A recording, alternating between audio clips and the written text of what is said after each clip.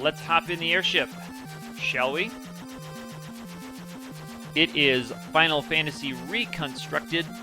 Last time we took on the Sea Shrine and beat Kraken, picked up the Rosetta Stone as well. So now we need to bring that Rosetta Stone to Dr. Un, who is, as he hinted to us much earlier in the game, a scholar of the Lefianish people. And the Lefianish language, all he needs is... so this Rosetta Stone bears strange runes, just checking the text on that. And now this slab will lead us to solve the riddle of the Lefianish. So, Dr. Un apparently just needed a couple of little translations there. And that was all he needed to be able to finish learning the Lefianish language and quickly teach it to us. So now we can speak the Lefianish language. So now we need to head up to the northeast and find the town. It's almost straight north of the old... There's where the Peninsula of Power normally lives, although that land has been taken away. And there's the city of Lefian right there. Tricky. Looks like there's a spot where the airship could land, but there isn't actually a spot there. Lefian normally doesn't quite look like that. It's been given a very... a classical temple look, which I think is pretty cool. Kind of a classical Greek-style temple. And just faithful to the NES version of the game, you have to park your airship way up here and walk through some dangerous enemies to get there. Although at this point in the game, they're not quite so dangerous. It's the same kinds of enemies that you will fight in the Peninsula of Power, which is a if you're not sure, if you're new to Final Fantasy.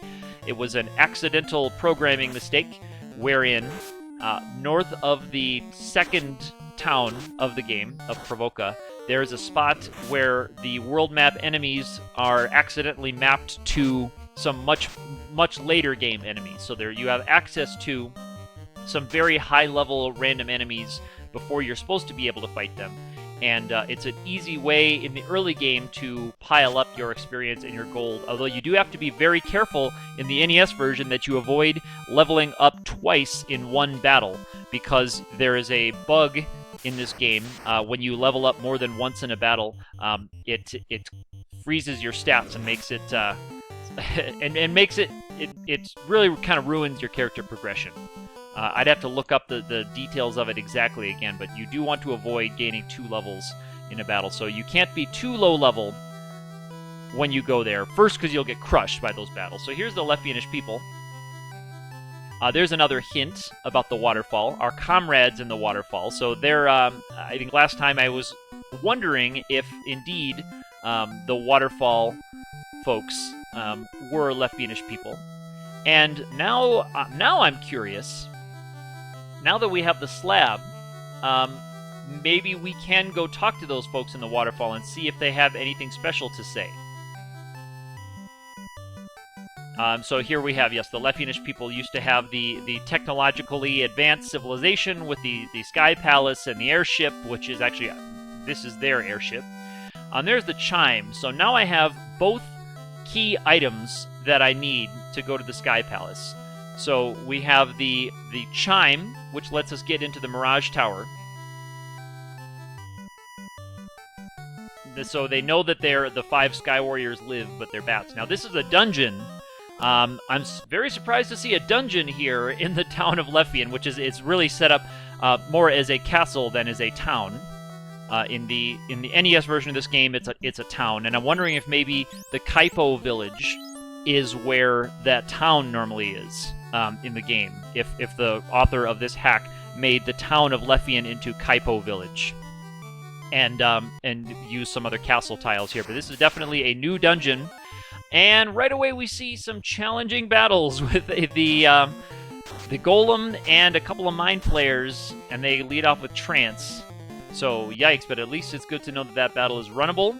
Here is a sprite-initiated counter with the Death Eye, which I think is a phantom enemy.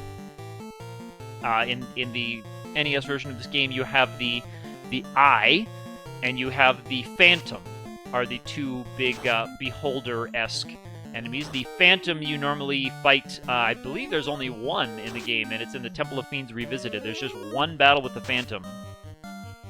And similar to the Eye, it doesn't really attack you with much damage, but it piles on the instant death spells. It just chucks death spells at you left and right. Rub, XXXX, etc. And true to form, this Phantom just gives you 1 experience and 1 gold. So just like Mama said. So here's another Phantom. So this dungeon is going to be kind of a little bit draining on my resources, because I'm dumping in the big spells, trying to avoid getting hit with the nasty instant death spells that these guys will throw at us. So there's the stop spell, and see, most of us are protected with ribbons from that kind of stuff, but you can see Grand down there is not protected. So he's going to get nailed with some of that stuff. And looks like the path splits, and we have guarded spots on each of them. So this is, in Leffian here, this is a very, very different area of the game. So we're going to have to be very careful in crawling this, and this seems to be like a bonus dungeon or a challenge dungeon. This does not look like something that is part of the normal narrative quest of the game. I'm guessing this is an optional side challenge dungeon. So let's see how we fare. And I'm gonna have to be very careful about my spell charges, because I'm not sure how long this dungeon is. I've never been in here before. So let's see what we can do here with all of these Phantoms. It looks like we're gonna be dumping a bunch of them. And I do want to be judicious about my castings of level 5 magic, because that's where life lives. That's where my life spell lives, in level 5. So I want to be, rather than casting harm 3 on that guy and wasting charges in that level. So, and the Phantom, at least in this one, I'm not sure if it's also the same in the NES version of this game. Phantom has extremely high defense, though. Just looking at what kind of damage we're doing, even with a crit or 2 there, we're still only doing 160 something damage there. I think was the last hit from our monk. And the magic damage is just not there either, even with the high level harm spells and fire spells, which I can't confirm that it's weak to fire, but I believe undead are weak, not only susceptible to the harm element, but I believe they're also automatically weak to it. That could be incorrect. I could be incorrect about that, and that could also have been changed for this version. There's the glare effect, the glare ability. And a glare is a time elemental attack. Glare is time elemental. And it is an instant death ability. So it is a just a one hit kill if it lands on you, and it's time elements. But thankfully the ribbon also defends against time. Again, as I'll be saying all the way through on this Final Fantasy Reconstructed playthrough, this is a beta version of this game, and I'm playing this without access to a full guide or a full README to this game. So most of my observations, actually all of my observations, are based on my knowledge of the NES version of the game and other hacks of this game. And when I look up abilities and skills and things, I'm using the game mechanics guide of the vanilla version of the NES/PlayStation release by Astral Esper, for whom the Knight fighter character is named. Astral Esper is a fantastic programmer and author of the game mechanics guide, and I highly recommend anybody looking to learn more about this game go to GameFAQs and check out Astral Esper's game mechanics guide. It is quite comprehensive and really clears up a lot of things. It makes the game's mechanics and algorithms kind of lets you see through the matrix. So there's another power gauntlet. Again, I'm not sure what to do about these. I probably should replace the pro ring, the protect ring, on my knight with the power gauntlet, but I don't think I bothered to check that, just generally because I don't end up using it much. talked about this a little bit before. The Power Gauntlet casts the Saber spell, which is a single targeting, self-targeting, I should say, self-targeting spell that boosts your attack power. Unfortunately, it means if you put it on a physical fighting character, they have to waste a turn that could be spent going on the offensive using the Saber spell. So it's not quite as effective as the Temper spell, because you can't have a character like the Black Mage casting it up on the physical fighters while they continue to just wail away on enemies. And when boss hit points are as low as they are, especially in the NES version of the game, I believe boss hit points have been boosted for this hack. Many of them have, based on my observation. I can't say exactly how much they've been boosted, but they have been boosted. Battles tend to be so short that it's not really worth wasting a turn. Here's the Tonberry enemies, which of course would become a staple in the game later on. Mechanically, I'm not sure if I was going to make Tonberry enemies in this game and try to have them follow the flavor of what Tonberries end up doing, especially when you think about later the PlayStation era games where they work their way close to you, and when they get close to you, they stab you and do an instant death spell. I'm not sure how I would do it. I would maybe have them do a magic attack or something, and have them have a very high percentage to do a magic attack, and then just have the last of those magic attacks be an instant death spell. But I'm not sure what spell I would have with them, because that's a way you could actually have them go through a progression.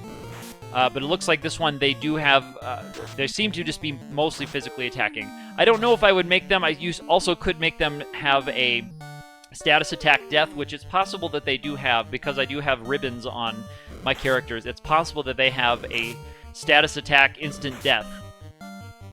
And they're like sorcerers. So that's one way you can do it. But to kind of fit the flavor, yeah, maybe have them do some kind of spell. Maybe you'd have to change one of the enemy spells of the game into something that mimics just a physical. You could call the spell, I don't know, something with a physical attack to it, and then have them end with XXXX or something a very high chance to hit death spell. That's if I was trying to mimic the flavor, although it's nice to have them here, and definitely very fitting to have them live down in this dungeon, which seems to be a really, really nasty basement of Lefian here. Narratively, I don't know what the story is with this basement. I'm not sure if any of the Lefianish guys upstairs mentioned, hey, by the way, the basement of our little temple here is a really nasty side quest dungeon, by the way. I don't think I noticed any of them saying anything like that. There's Glare again. Thankfully it missed, and I think it's going to miss most of the time with those characters up there because I picked up a couple of ribbons already. And again, see, I'm running low on the higher level spells, and those fighters just are having a hard time getting through its defenses. Even though the hit points are not super high on the Phantom, they're just struggling to get through those defenses. Let me look up the stats for the Phantom in the vanilla version. Yeah, it has 60 defense, it has 60 absorb, and 160 for magic defense. So it really, really has a lot of defense from both.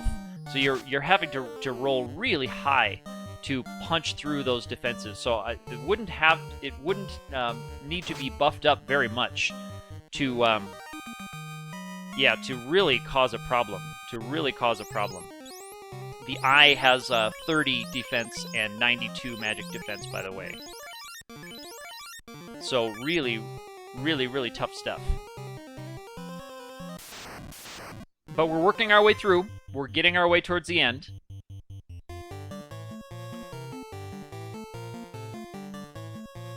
And this definitely is a challenging dungeon with one of the more challenging enemies in the game appearing over and over, with some random encounters that can do a lot of damage, like the Chimera enemies.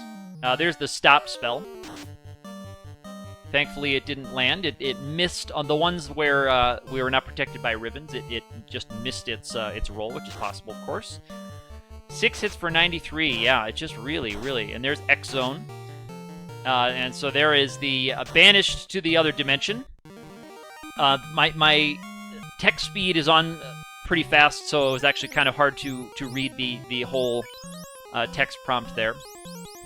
So some of those we've been missing. Some of the new text prompts and what they've been translated to or not, we've been missing because it's just not worth playing this game on text speed anything lower than the max, because yikes. This is an alarming battle to run into. The blue dragon and the golem, the blue D, and so generally when I see one round and nobody runs, I generally am assuming that it's an unrunnable battle in this one. Without looking up to see, I'm generally assuming that this is going to be an unrunnable fight.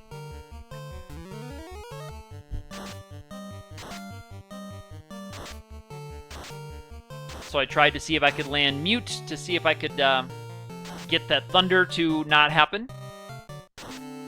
But it did not happen, didn't land. And you saw that thunder did a lot more damage to the black mage, because he's not equipped with the ribbon, which can't quite get through that. And you see the magic defense there is just not... It's not going to be helpful with the golem. I'm going to try the wizard staff, because right now I'm just kind of playing around with things to see if I can get anything to land on the golem. All of the golems, I should say, in the NES version of this game are pretty tough, pretty irritating enemies. They have really high defense. They have some spells. The upper level golems have spells that they throw around, so they can cast blink on themselves, I believe.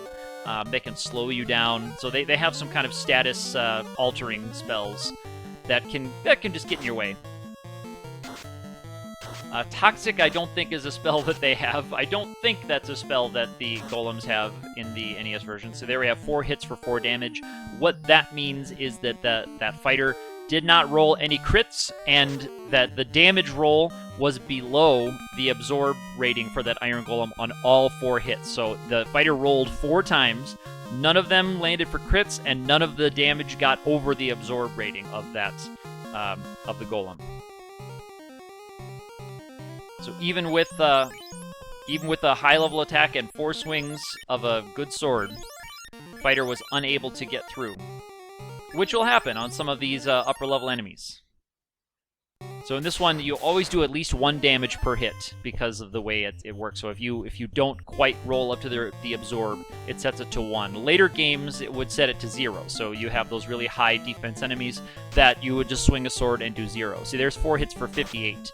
That means that, you know, maybe 2 of those 4 hits rolled over the absorb of the Phantom, and not very much over the absorb. You know, enough to total to 58. Plus the 2, probably 2 or more 1 damage attacks. But the game is pretty opaque in terms of how it does its calculations. There's Banished to the X Zone. Again, I think I got a better look at it that time. So you see poor Grand is just eating it there with these castings of X Zone. There's another Cleric Hammer. So not super exciting at this point in the game. Although if I had missed the one in the Marsh Cave, it might be something worth keeping around. Although Harm 1 at this point in the game has really been outpaced. Harm 1 has really been kind of nerfed at this point in the game. It's almost not worth using a turn, especially since I'm going to be... I've got the Mage Staff, which is Fire 2. It's going to do a lot more damage than the Harm 1 that I could get from the Cleric Hammer. And I believe I also... in the Sea Shrine, I got 2 Light Axes, which I believe are casting Harm 2 for us. So that's a chest that if I could take back that fight with the Phantom, I probably would. But I'm glad we did for this playthrough, so that you all can see what's in that. If you're looking to not have this game spoiled, I would not recommend watching the rest of these videos if you want to discover everything for yourself. But if you, like many of us, don't have time to play through every one of these games, and you want just an abbreviated experience, I think these Let's Plays are a great way to see what these ROM hacks look like. And if you have time for maybe one in your life, You can choose which one you like based on the videos that we make. So a nice experience reward for the Tonberries there, and they're not all that threatening. I keep waiting to see them pull out the instant death stuff. But I'm wondering if they're just getting bad luck between my pro rings and my ribbons, if they're just not able to land their instant death stuff. Between those two. And here's the Phantom again. Another one. Still can't remember what that enemy type is called in later Final Fantasy games. The big Mike Wazowski plus wings. Mike Wazowski with wings. The big one-eyed things with bat wings. But they would pop up in a few Final Fantasy games later on. That sprite would. And a good question for the author of this hack would be on these other sprites, if it's easy to import sprite shapes from other games, or if they have to be built individually, you know, sprite or pixel by pixel, I should say, or if you can kind of import them wholesale. Because I've never worked with the Final Fantasy editor before. I understand that it's a pretty convenient tool, and its development has really boosted the Final Fantasy hacking. There we go, time stopped, paralyzed, there we go. Has really given a boost to the Final Fantasy hacking community. I don't know if it was around when some of the early hackers of this game, like Grand, who gets a shout out in the naming conventions of this game, when Grand was maybe working on that early one, or if that had to be constructed more or less manually. Can't carry the ribbons, so that's interesting. That's interesting because this is going to be ribbon number 3 for me, and at least in the NES version, there is another ribbon up in the Sky Palace, or the Mirage Tower. In somewhere in there, I think it's in the Sky Palace. So, in the NES version of this game, one of the critical limiters, I believe, is the fact that there's only 3 ribbons in the game. I think there are only 3 ribbons in the NES version of the game, so the wall spell for the White Mage is much more useful and much more powerful, because when you need to have all of your characters protected, you can cast Wall on the 4th character that cannot equip a ribbon. But if there is indeed 4 ribbons in this game, the Wall spell becomes much less of a thing. Much less having it around if you can get ribbons for all of your characters. Last video I talked a little bit about what having the additional exits to the outside does for your White Mage. It kind of takes some of the bite or the effectiveness of your mage characters out by giving you the opportunity to warp out of dungeons when you finish them without using a warp spell. So, for example, the Waterfall Cave has the extra exit. The Sea Shrine has the extra exit at the top floor, so once you go up and pick up the slab, you don't have to backtrack your way out. You can use the extra exit to get out. Normally you'd be using a White Mage to exit out there.